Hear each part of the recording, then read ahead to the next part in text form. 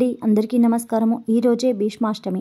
భీష్మాష్టమి రోజున పూజ ఎలా చేయాలి, భీష్మాష్టమి యొక్క ప్రాముఖ్యత ఏంటి, భీష్మాష్టమి రోజున తర్పణాలు వదలడం వలన కలిగే ఫలితాలు ఏంటి అనే విషయాలు ఈ వీడియోలో తెలుసుకోబోతున్నాం.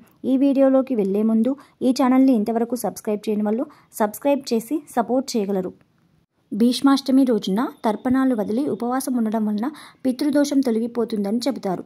మహాభారతంలోని గొప్ప పోరాట యోధుడు భీష్ముడికి అంకితం చేసిన రోజున భీష్మాష్టమి జరుపుకుంటాము. ఈ సంవత్సరము 2025లో ఫిబ్రవరి 5వ తేదీన భీష్మాష్టమి వచ్చింది.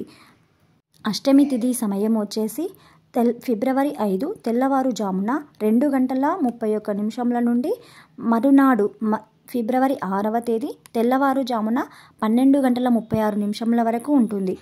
ఫిబ్రవరి 5వ తేదీ కంప్లీట్గా అష్టమి తిథి ఉంటుంది. భీష్మాష్టమి రోజున భీష్ముడిని పూజించడం వలన ధర్మము, సత్యము, పరోపకారం వంటి సద్గుణాలు అలవడుతాయని నమ్ముతారు. భీష్ముడు ధర్మరాజుకి మహాభారత యుద్ధం ధర్మం గురించి బోధించాడని చెప్తారు. తన తండ్రి కోసము రాజ్యాన్ని వదులుకున్నాడు. పెళ్లి చేసుకోకుండా జీవితాంతము బ్రహ్మచారిగా ఉన్నాడు.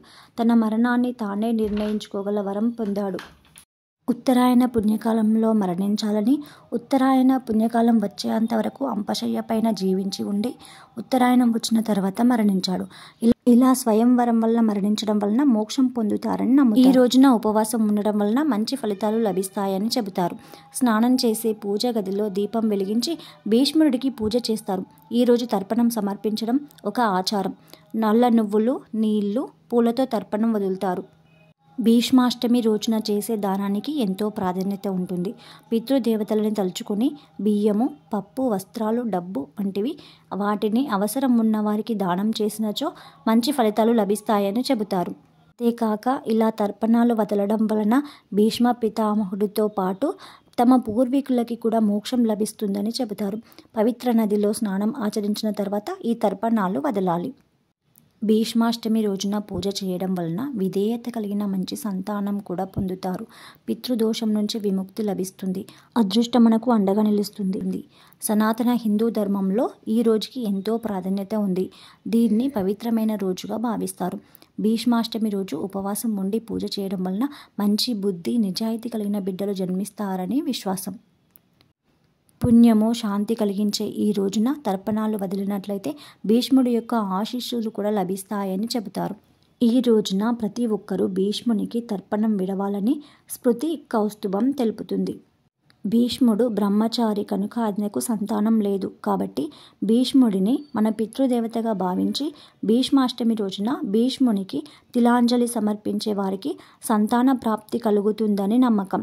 ఈ విధంగా తర్పణం, శ్రాద్ధం చేసిన వారికి సంవత్సర పాపం నశిస్తుందని భావన. మరొక ముఖ్య విషయము, ఈరోజు చేసే దానాలకి అత్యంత ప్రాముఖ్యత ఉంది. ఈ రోజున బ్రాహ్మణ కుమారులకు ఒడుగు చేయడానికి అయ్యే ధనం దానంగా ఇవ్వడం సర్వశ్రేష్టమని శాస్త్రవచనం చెబుతుంది. అలాగే ఈరోజు గోవుకు గ్రాసం అందించడము, పేదలకు అన్నదానము, వస్త్రదానం చేయడం కూడా మంచిది.